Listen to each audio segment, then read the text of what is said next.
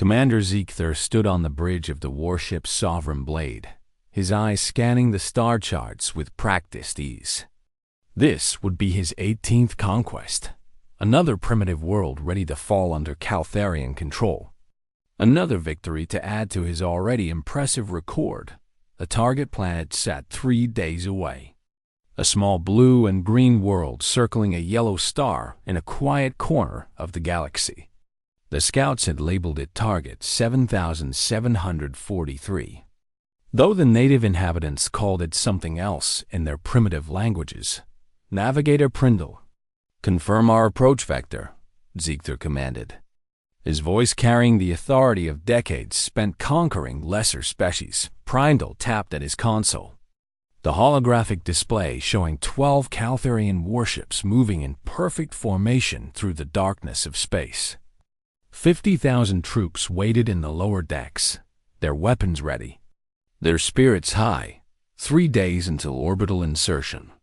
Commander, Prindle reported, though something in his voice suggested uncertainty. A hesitation that Ziegther chose to ignore. The intelligence reports sat on Ziegther's personal display, and he reviewed them again with satisfaction. The target world showed all the signs of an easy victory. A population of roughly 8 billion scattered across multiple continents, divided into hundreds of competing nations and factions. Their technology barely reaching into their own orbit. Their weapons were primitive chemical rockets and nuclear devices. Nothing that could threaten a Caltharian warship. Their defenses were laughable, their military forces fragmented and focused on fighting each other rather than preparing for threats from beyond. Their Ziegther had seen this pattern before, again and again, on 17 other worlds. Divided peoples fell quickly once they realized they faced a united alien force with superior technology and overwhelming firepower. The planet appears to be a water world, his science officer reported, highlighting the blue oceans that covered most of the surface, with diverse biomes and abundant resources. Excellent, Ziegther replied, already imagining the mining operations and resource extraction facilities they would establish after the conquest. What about the dominant species? Bipedal, carbon-based, relatively fragile, the science officer continued, pulling up images captured by long-range scouts. They call themselves humans, and they evolved from some kind of persistence hunters on the plains. Ziegther barely paid attention. He had heard similar descriptions before, and they all ended the same way, with surrender and subjugation. Meanwhile, on the planet designated Target 7743, Colonel Jake Morrison sat in a military installation buried deep under the mountains of Colorado.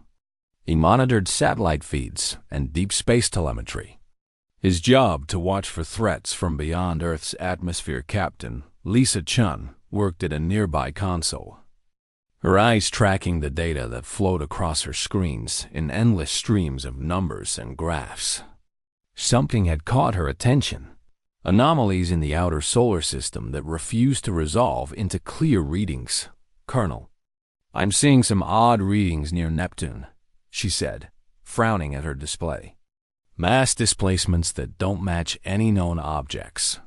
Jake leaned over to examine her screen, his experience telling him that space was full of strange readings and unexplained signals. Most of them turned out to be sensor glitches or cosmic debris. Run a diagnostic on the array, he suggested. Could be a calibration issue. Lisa nodded but made a note in her log anyway. Something about the readings bothered her, though she could not quite explain why. Across the country in California, engineer Ben Carter worked on designs for experimental fusion reactors, his hands moving across holographic displays as he refined power output calculations. He loved the challenge of pushing human technology forward, of solving problems that seemed impossible in Boston. Surgeon Megan Torres stood in an operating room, her hands steady as she repaired damage to a patient's heart. She had saved hundreds of lives over her career, and each one mattered to her. Each one represented humanity's ability to overcome and survive at a particle research facility. Physicist Dr. Kyle Sanders analyzed data from recent collider experiments, searching for evidence of new particles and forces. He believed humanity stood on the edge of major breakthroughs in understanding the universe. None of them knew that an alien fleet approached their world with conquest in mind. None of them imagined that within days, Earth would face its first contact with hostile extraterrestrial intelligence back on the Sovereign Blade. Ziegler gathered his senior officers for a final briefing before the invasion. They assembled in the strategy room, a dozen experienced commanders who had fought beside him on previous conquests. "Gentlemen, this will be a textbook operation," Ziegler began, activating a holographic display of the target planet.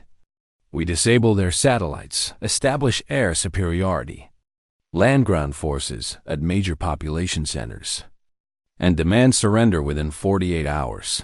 His officers nodded. They had executed this plan successfully many times before, with only minor variations depending on the target world's specific characteristics. "What about resistance?" one officer asked, more from habit than genuine concern. "Their weapons are primitive," Ziegler assured them. "Chemical rockets and fission bombs, nothing that can penetrate our shields. Their militaries are divided among hundreds of nations, with no unified command structure." The officers seemed satisfied. This conquest would add to their own records and advance their careers within the Caltharian military hierarchy. "Does the planet have a name?" a junior officer inquired. Curious about their target, Ziegler checked his database, scrolling through the scout reports until he found the designation. "The natives call it Earth," he said with a slight smile, "though that designation will soon be changed to Caltharian. Colony 7743, as the fleet crossed deeper into the target system, passing the orbit of a massive gas giant. Navigator Prindle continued to feel growing unease. He ran additional scans of their target, checking and rechecking the data. Something caught his eye, a small marker in the planetary designation code, a red classification symbol he had never encountered before. He queried the main computer about its meaning, but the search returned only encrypted military files far above his security clearance. "Commander, I'm seeing an unusual classification code on the target planet," Prindle reported, bringing his concerns to Ziegler's attention. "Probably just a bureaucratic notation," Ziegler replied dismissively. "You know how headquarters loves their administrative codes and categories." Prindle wanted to push the issue, to demand they investigate the mysterious classification before proceeding. But he knew Ziegler well enough to recognize when the commander had made up his mind. The invasion would proceed on schedule. The 12 Caltharian warships continued their approach toward Earth, confident in their power, certain of their victory, completely unaware that they were about to make the biggest mistake in their military history. The blue planet grew larger in their view screens, beautiful and peaceful, seemingly helpless before the might of the invasion fleet. Ziegler watched it with satisfaction, already planning the victory ceremony he would hold after the humans surrendered within 3 days. He thought this world would belong to the Caltharian Empire. Within 3 days, he would add another conquest to his record. Within 3 days, everything would change in ways he could not yet imagine. The Caltharian fleet dropped their cloaking fields as they entered orbit around Earth's moon. 12 massive warships suddenly visible to every sensor and telescope on the planet below. The effect was immediate, and dramatic Colonel Jake Morrison watched his screens light up with contacts, his heart racing as he confirmed what his eyes told him. "We have 12 large vessels in lunar orbit," he reported to General Foster. "Configuration suggests military purpose. Every military installation on Earth went to full combat readiness within minutes. Radar stations tracked the alien vessels. Missile defense systems powered up. Nuclear submarines surfaced to firing positions." President Eric Lambert addressed the nation from the White House, his voice calm despite the crisis. My fellow Americans, we have confirmed the presence of unknown vessels in orbit around our moon, he said carefully. I urge everyone to remain calm while our military assesses the situation. Similar addresses went out from capitals around the world. Humanity faced its first contact with alien life, and that contact had arrived in warships. Bristling with weapons, Commander Ziegther sat on his command throne, confident and relaxed. He had done this 17 times before, and the pattern never varied. The primitives panicked, their governments scrambled, and within hours they realized resistance was futile. He activated the translation protocols and broadcast his message to Earth in dozens of languages. People of Earth, this is Commander Ziegther of the Caltharian Empire. His voice thundered across every radio frequency. Your world now falls under Caltharian jurisdiction. You have 72 hours to surrender peacefully, or we will take your world by force. Ziegther expected panic, chaos, perhaps immediate surrender from the more cowardly nations. Instead, Earth's response was cold silence, followed by the activation of every missile defense system on the planet. Navigator Prindle monitored the human military response with growing dread. Commander, they're not surrendering. They're mobilizing for war. They'll see reason soon enough, Ziegther replied dismissively. Though a small part of him wondered at the primitive species' boldness, Prindle made one final desperate attempt to change the commander's mind. Using credentials he had acquired through questionable means, he accessed a restricted council database and found a classified report from the Vryn hegemony. The Vryn were one of the galaxy's major military powers, feared and respected across known space. 12 cycles ago, they had sent a diplomatic envoy to Earth, and the report that followed was stamped with the highest security classification. Prynne read it with mounting horror. Humanity represents the most dangerous species in known space. The report stated bluntly, recommend avoiding contact unless if absolutely necessary. The report detailed human history 10,000 years of continuous warfare. Weapons evolving from sharpened stones to thermonuclear devices in what amounted to a geological instant. Wars that killed hundreds of millions, followed by rebuilding and recovery within decades. The Vryn envoy had noted that humans survived ice ages, plagues, and natural disasters that would have extinguished most species. They adapted, overcame, and emerged stronger from every catastrophe. Most disturbing of all, the report concluded that humans considered their world beautiful and hospitable, suggesting their baseline perception of danger was fundamentally different from every other. Non-Specialist Brindle rushed to Ziegther with the report, his hands shaking. Commander, you must read this. The Vryn themselves won against engaging humans. For the first time. Ziegther's confidence wavered. The Vryn did not scare easily, and they did not issue warnings lightly. He read the report twice, his expression growing darker with each paragraph. Contact High Command. He ordered, finally, request confirmation of target authorization. The message would take hours to reach Caltharian space and receive a reply. During that time, Ziegther ordered his fleet to maintain position, but delayed the attack.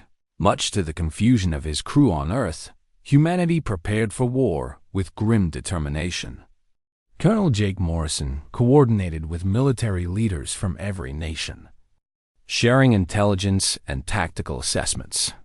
They think we'll surrender, General Foster said during a video conference with allied commanders. They think we're primitives who will fold at the first sign of superior technology. Then they don't know humans very well, replied a Chinese general, his expression hard. Every nation with nuclear capabilities readied their arsenals. Thousands of missiles stood ready to launch, their warheads targeted at the alien ships in orbit. Captain Lisa Chun worked with Dr. Kyle Sanders and engineer Ben Carter to analyze the alien transmissions, searching for weaknesses in their technology. Ben proposed using Earth's satellite network to coordinate attacks, While Kyle calculated the energy signatures of the alien weapons surgeon Megan Torres, prepared hospitals for mass casualties, organizing medical teams and supplies. She prayed they would not be needed, but knew better than to hope for peace when facing an invasion force. The news spread across Earth through every media channel. Children watched the sky with wonder and fear. Adults stockpiled supplies and checked emergency plans. Military families said quiet goodbyes. Yet underneath the fear ran a current of defiance.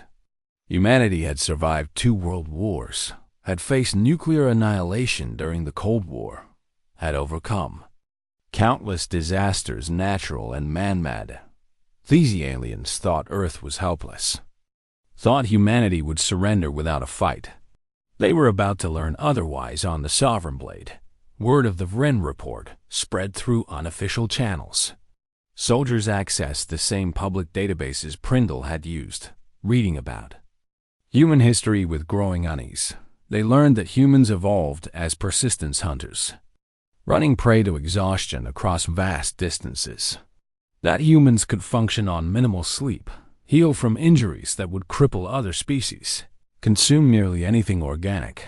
They read about Earth's wildlife creatures that killed by touch, by bite, by sting, and learned that humans had evolved alongside all of them, developing resistance and countermeasures through millions of years of deadly competition. One soldier found footage from human history, watching in horror as armies of humans charged into gunfire, accepting horrific casualties, yet continuing to advance. Another found records of human mountain climbers, people who risked death to climb peaks for no reason except personal challenge. Veteran scout Macros gathered a group of soldiers in the lower decks and told them everything he knew. The first scout saw humans leaping from bridges attached to elastic cords, falling hundreds of meters before bouncing back, he said, his voice shaking at the memory of the report. He saw children wrestling each other for recreation, adults deliberately exposing themselves to solar radiation to change their skin color, people consuming substances that altered their brain chemistry for pleasure. He described sports where humans tackled each other at full speed, struck each other with fists and feet, crashed into each other while riding vehicles, and these were considered entertainment. The soldiers listened in growing fear. These were not the actions of rational beings, not the behaviors of a species that valued survival, unless survival was so easy for them that they sought danger deliberately to feel alive. Finally, the message from Caltharian High Command arrived. Ziegther read it 3 times, unable to believe what it said. Abort mission immediately. The orders stated clearly, Target 7743 is classified restricted. Do not engage under any circumstances. Return to base for debriefing. Ziegther sat in silence, processing the magnitude of the error. He had been sent to invade a world that his own military considered too dangerous to attack. A world where even the Vrin hegemony feared to tread. Navigator, prepare the fleet for withdrawal, he said quietly. His career flashing before his eyes, Prindle felt no satisfaction in being proven right. Yes, Commander, he replied. Already? Plotting courses that would take them away from Earth as quickly as possible. But withdrawal was not instantaneous. The ships needed hours to reconfigure from combat status to transit mode. Hours during which they remained vulnerable in orbit around a planet full of angry, frightened humans who had just been threatened with invasion. Zeker could only hope that the humans would let them leave peacefully, though he suspected that species who evolved on a death world did not think in such gentle terms. The Caltharian fleet slipped past a massive planet the humans called Jupiter, their cloaking fields hiding them from primitive detection systems. Navigator Prindle felt his unease growing with every passing hour, a sensation he could not shake no matter how much he tried to rationalize it away. He ran deeper scans of the target world, examining the data with increasing concern. The planet's gravity registered higher than the initial scout reports, indicated 1.2 times standard galactic baseline. well above what most Caltharian troops trained for. Atmospheric composition troubled him even more. 21% oxygen, nearly 50% higher than Caltharian norms, creating an environment that would be toxic to his people during prolonged exposure. These readings can't be right, he muttered, running the scans again, only to receive the same troubling results meanwhile on Earth. Colonel Jake Morrison stared at his displays with growing alarm. The anomalies Lisa Chun had detected beyond Neptune were moving, changing position in ways that suggested intelligent control rather than natural phenomena. General Foster needs to see this, Jake said, his voice tight with controlled tension. Lisa brought up enhanced imagery, showing mass concentrations that defied easy explanation. They were too large to be asteroids, too organized to be random debris, too purposeful to be anything except vessels under Power General Ryan Foster arrived within minutes, his expression hardening as he reviewed the data. How confident are we in these readings? He demanded. 95%. Lisa replied, her fingers dancing across her console. I've run every diagnostic, checked every sensor, and the results stay consistent. Put our forces on heightened alert, Foster ordered, his mind already calculating scenarios and responses. But keep it quiet. No need to start a panic if this turns out to be a false alarm. Back on the Sovereign Blade, Prindle made a decision that might cost him his career. He accessed the historical conquest records, searching for any previous encounters with the planet designated 7743, or with the species called humans. The standard files contained nothing, but a deeper search revealed a restricted notation buried in old archives. Cross-reference species database. Death World classification. The entry read, followed by security locks that blocked his access. His pulse quickened. Death World classifications were rare, reserved for planets so hostile that even landing there required extreme precautions. Worlds where the environment itself killed unwary explorers. He brought his findings to Commander Ziegther immediately, interrupting the commander during his meal. Sir, I found a restricted classification on our target. It may be designated as a death world. Ziegther set down his eating utensil with barely concealed irritation. Navigator, your paranoia is becoming tiresome, he said coldly. We have scout reports confirming this is a standard primitive world, but the classification, Prindle began, is probably an error, Ziegther interrupted. Headquarters makes mistakes with their filing systems all the time. Now, unless you have concrete evidence of a threat, I suggest you return to your duties. Dismissed and frustrated, Prindle sought out veteran scout Mekros, an aging Caltharian who had served in reconnaissance for decades before accepting a quiet position aboard the Sovereign Blade. When Prindle mentioned Earth, Mekros' expression changed dramatically. The old scout's eyes went wide, and he pulled Prindle into a private corridor away from other crew members. Where did you hear that name? Mekros demanded, his voice barely above a whisper. It's our target. We're 3 days from invasion, Prindle explained.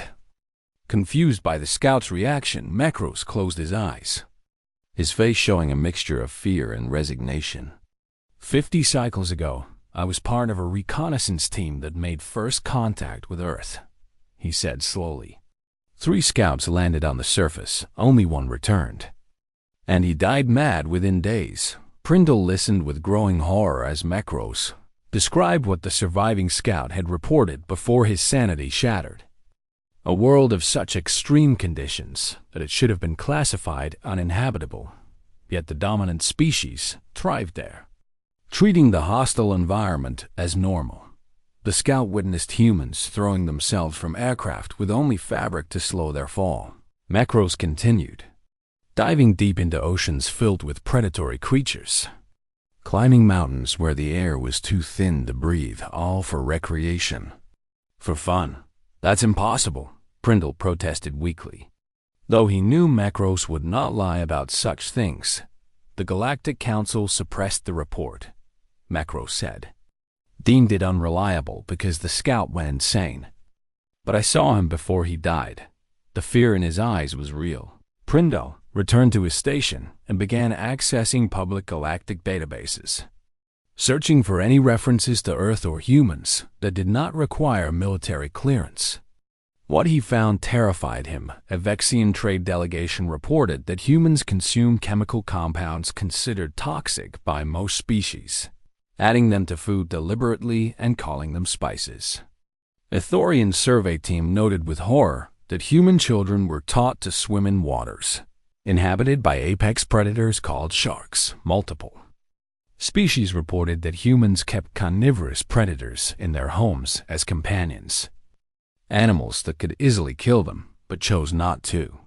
The reports painted a picture of a species so adapted to danger that they could not recognize it as abnormal. Prindle calculated the environmental factors methodically. Earth's gravity would exhaust Caltharian troops within hours. The oxygen content would cause long-term health problems. The rotation period would disrupt biological rhythms severely. The planet was objectively a death world by every standard measurement. Yet humans considered it comfortable, even beautiful. What kind of species evolved in such conditions? What kind of beings treated daily mortal danger as normalcy? On Earth, engineer Ben Carter picked up encrypted transmissions from beyond Mars. His experimental communications array, designed to search for signals from other civilizations, had never detected anything before. But now it blazed with activity. He immediately contacted Lisa Chun at NORD, sending her the signal data. Within minutes, she confirmed multiple contacts moving through the outer solar system. No longer attempting to hide their presence, General Foster convened an emergency meeting, pulling in advisors from military and civilian sectors. President Eric Lambert received a secure briefing that changed everything humanity thought it knew about their place in the universe. "We are not alone," the president said quietly, staring at the evidence. "And whoever is out there has brought warships." Military forces began mobilizing worldwide, but quietly, carefully, trying not to trigger public panic while preparing for the possibility of hostile contact. Nuclear arsenals went to heightened alert status. Conventional forces moved into defensive positions, back on the Sovereign Blade. Prindle made one final desperate attempt to convince Ziegther to abort the invasion. He presented everything: the Death World classification, the suppressed reports, the environmental dangers, the scattered accounts from other species. "These humans evolved on a world that kills," Prindle pleaded. "They are not like other species we've conquered.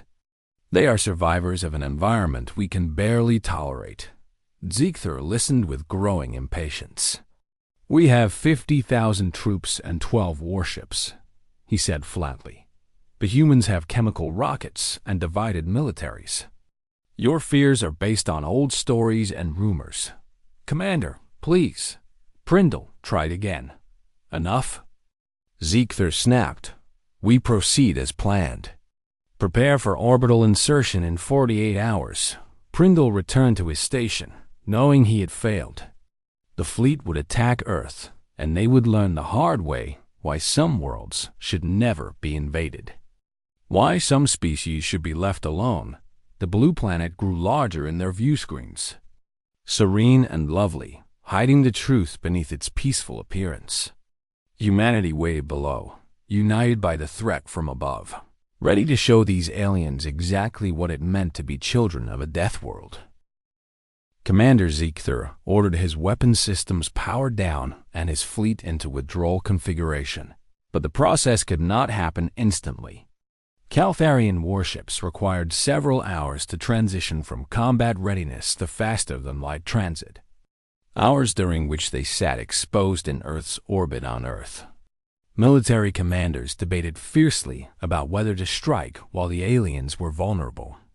Admiral Patterson argued for immediate attack, his finger hovering over launch authorization. "They threatened us," he said harshly. "They came here to conquer our world. We should eliminate the threat while we have the chance. General Foster raised his hand for caution. If they're withdrawing peacefully, we gain more by letting them leave, he countered.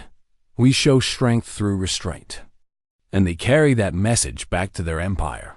President Eric Lambert listened to both arguments, weighing the risks. Can we destroy them? He asked bluntly. Possibly, Foster admitted. But the cost would be catastrophic.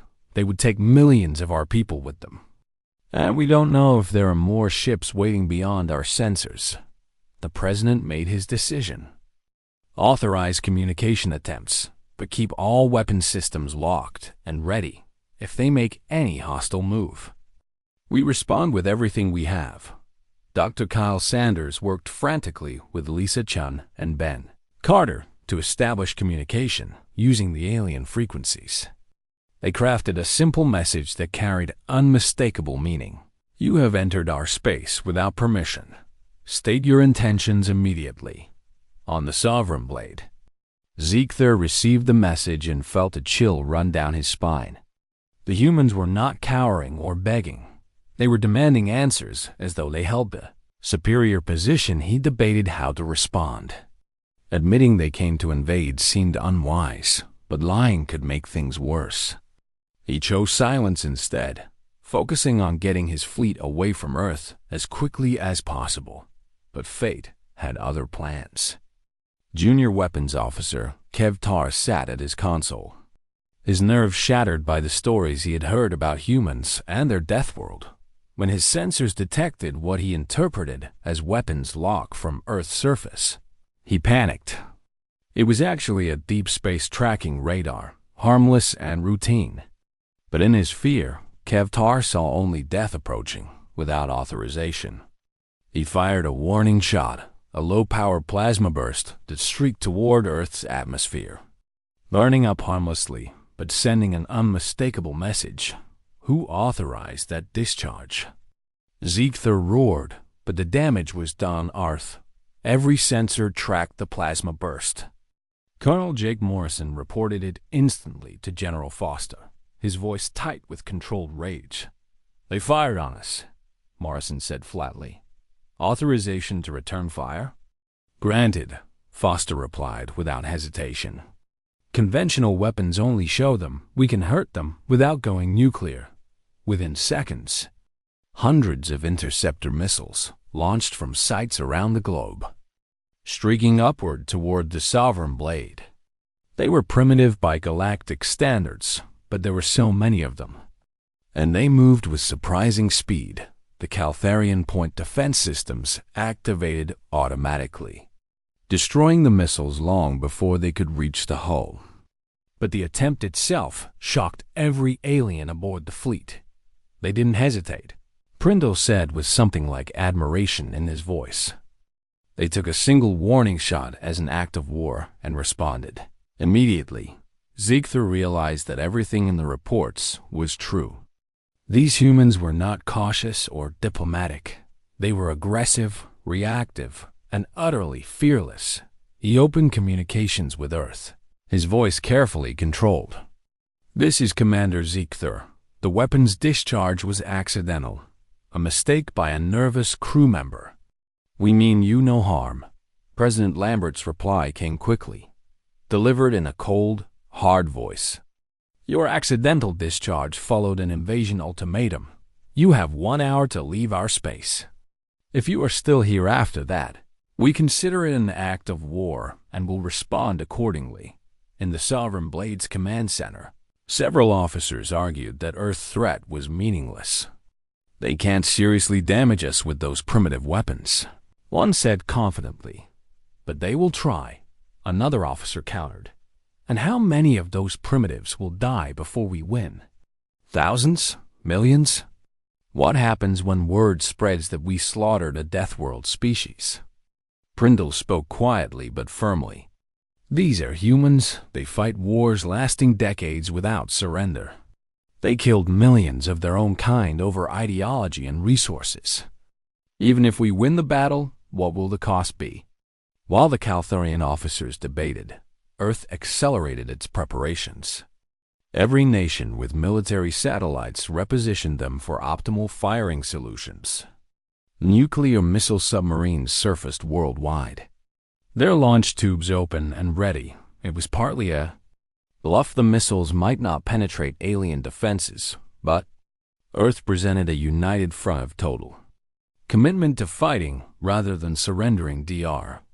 Kyle Sanders made a crucial breakthrough during this tense hour, analyzing the alien transmission protocols. He cracked a portion of their encryption using techniques that should have taken months, not minutes. He listened to internal Caltharian communications and heard fear in the alien voices. They were discussing Earth as a death world, debating whether they could win, wondering how they were sent to invade without proper warning. Sanders reported his discovery to General Foster immediately. "Sir, they're afraid. We have them rattled." Foster shared the intelligence with President Lambert, who authorized a new communication designed to maximize psychological impact. "We know you are afraid," the message said bluntly. "You should be. This is our world. We evolved here. We know every way to kill and survive. Leave now, or learn why we are the dominant species on a planet that has tried to kill us for 2 million years. The message broadcast on every frequency the Caltharians used, ensuring every ship and every crew member would hear it. The psychological effect was devastating. Soldiers, who were already nervous, became openly terrified. The humans had cracked Caltharian encryption in less than an hour, something that should have been impossible for a species that had not achieved faster-than-light travel. Reports circulated through the fleet that humans were natural codebreakers, that their chaotic languages and complex social structures made them exceptionally skilled at pattern recognition and decryption. Commander Ziegther realized he had lost control of the situation. His soldiers would not fight effectively against an enemy they considered nightmare creatures from a death world, an enemy that had just demonstrated unexpected technical capabilities.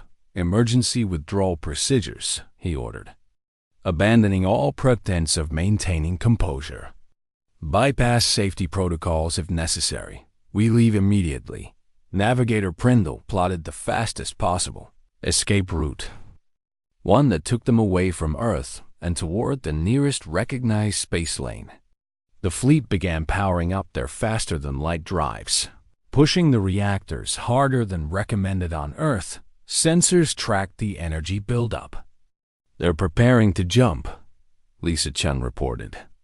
"Estimate 5 minutes to drive activation."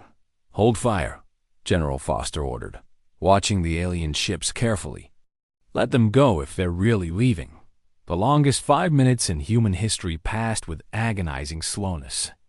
Every weapons system on Earth remained locked on the alien vessels, ready to fire if they showed any sign of aggression. Ben Carter monitored the alien power signatures, calculating their probable jump vectors.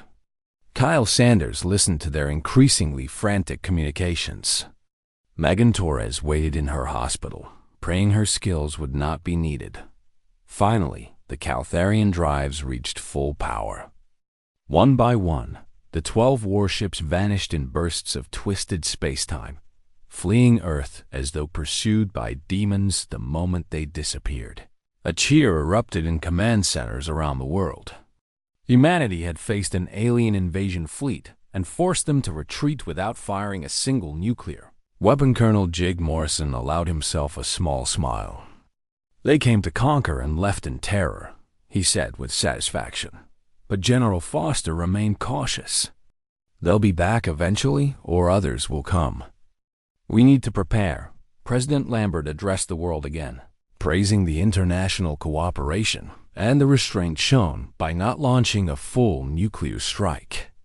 He announced the formation of a new space defense agency dedicated to protecting Earth from future threats in the departing Caltharian fleet.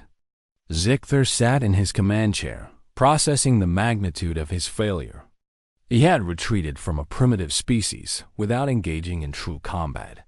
His career effectively over, but he was alive, and so were his 50,000 troops. He knew in his heart that attacking Earth would have been suicide, No matter what the casualty projections suggested, Navigator Prindle said nothing, offering no judgment. Sometimes survival required the courage to admit fear.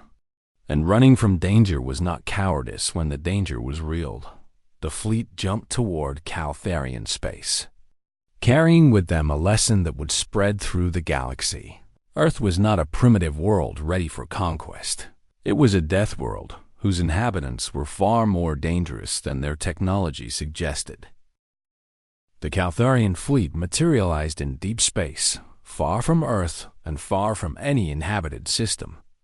Commander Ziegther sat motionless in his command chair, staring at empty space while his officers maintained careful silence around him. His career was over, of that much he was certain. No commander survived retreating from a primitive species without engaging in actual combat, regardless of the circumstances or justifications. Yet he was alive, and so were all 50,000 of his troops. He had brought them home intact, without losing a single soldier to the humans and their death world. Navigator. "Set course for home," he said quietly. His voice carrying the weight of defeat. Prindle plotted the course without comment. He felt no satisfaction in being proven right, only relief that they had escaped Earth's gravity well before the situation escalated to actual war. For Ziegther began composing his report to Caltharian High Command, knowing it would be scrutinized by military tribunals and strategic analysts for years.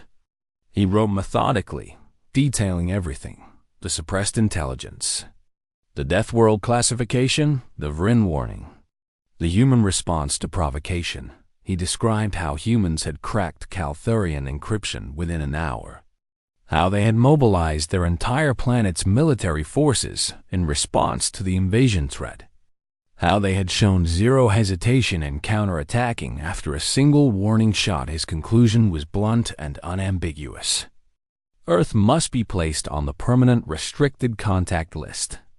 Any future interaction with humanity should be conducted through diplomatic channels only.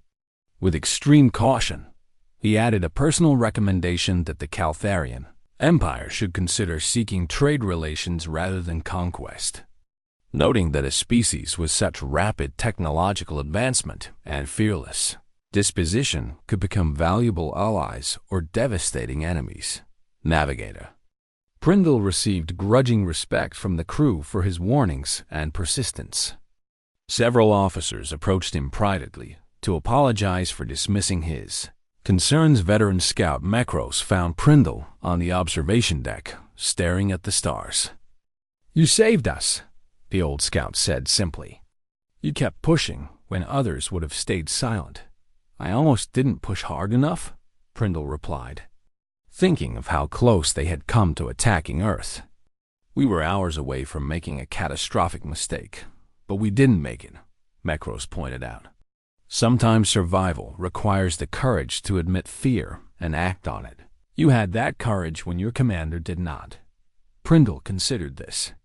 "What happens now?" "Now the galaxy learns what we learned," Mekros said. "That humans are not to be underestimated, that Earth is not a prize to be taken, that some species are more dangerous than their technology suggests on Earth." The alien departure sparked worldwide celebration. Humanity had faced its first contact with extraterrestrial intelligence, and that contact had been hostile. Yet Earth stood firm and the invaders fled. President Eric Lambert addressed a joint session of Congress, then spoke to the entire world via satellite. "Today, humanity proved that we will not surrender our freedom without a fight," he said, his voice ringing with pride. "We stood united against an alien threat, and we prevailed through courage and determination."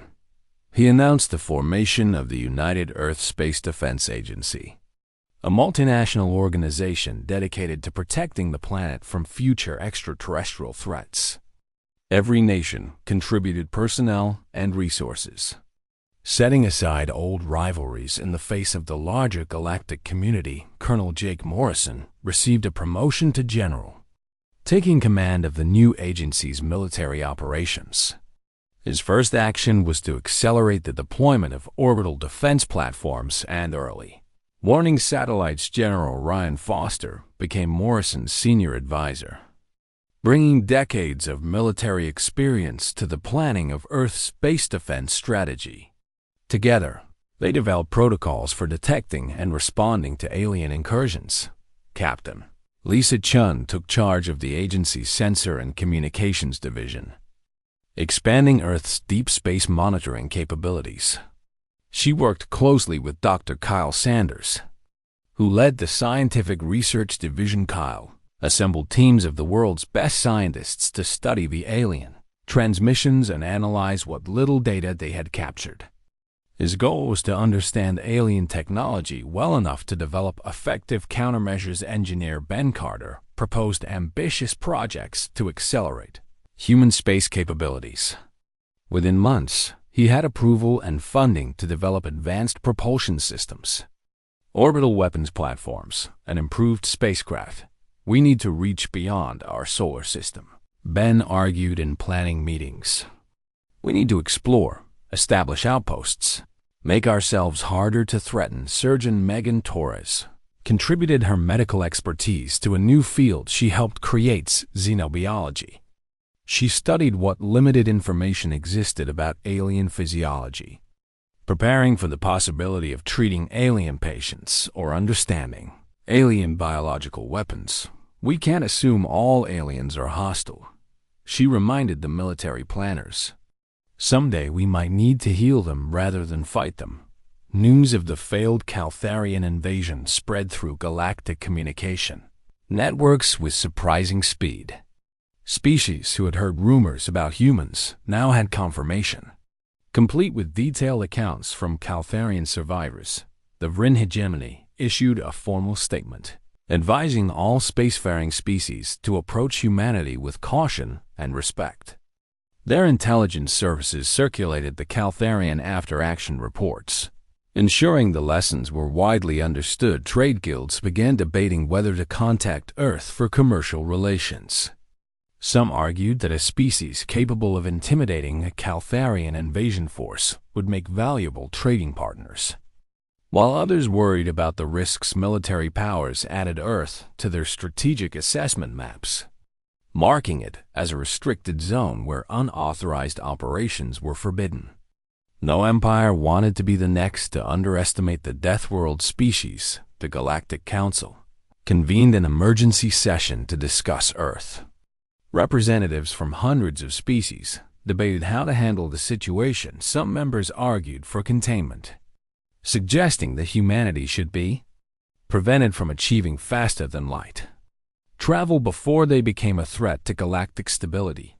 Others countered that attempting to contain a Death World species would require resources no single power possessed and could unite humanity against the galaxy, creating exactly the threat they feared. After days of debate, a compromise emerged.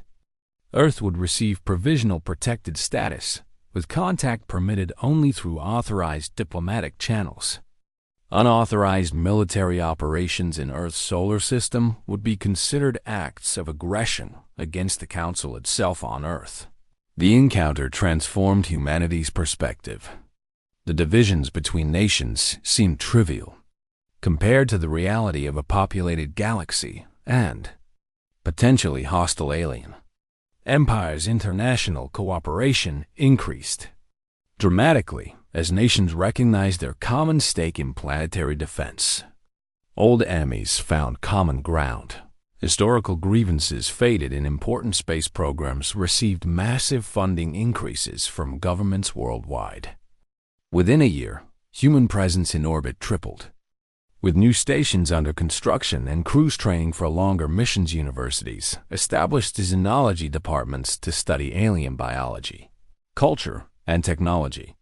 Students competed fiercely for admission, eager to be part of humanity's expansion into the galactic community. Children grew up knowing that Earth was not alone in the universe, that their world was considered dangerous by galactic standards.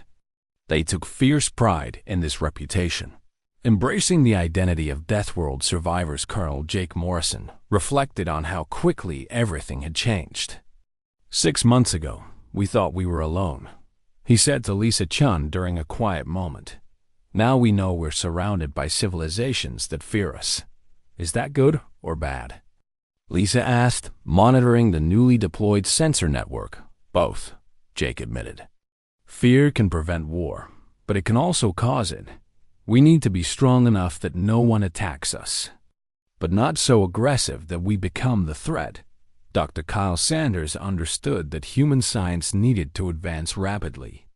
Earth had survived one encounter through luck and psychology, but the next visitors might not be so easily intimidated. Engineer Ben Carter dreamed of human ships exploring the galaxy, establishing colonies, meeting alien species as equals rather than victims. Within 5 years, he promised himself, Earth would have vessels capable of leaving the solar system. Surgeon Megan Torres recognized that humans might need to treat alien physiology eventually. She began compiling everything known about alien biology, preparing medical protocols for contact scenarios. Earth established an automated warning beacon at the edge of the solar system, broadcasting a message in multiple frequencies. This is Earth. You are entering the territory of humanity. We welcome peaceful contact through proper diplomatic channels. Unauthorized military vessels will be considered hostile. The message concluded with a simple warning. We are a Deathworld species. Approach with respect, or do not approach at all. Commander Ziegther faced military tribunal upon returning home. He expected imprisonment or worse, but the judges recognized that he had been sent into an impossible situation. With inadequate intelligence, he received a reprimand and demotion. Reassigned to a desk position analyzing potential conquest targets. His first action in the new role was creating a comprehensive database entry for Earth.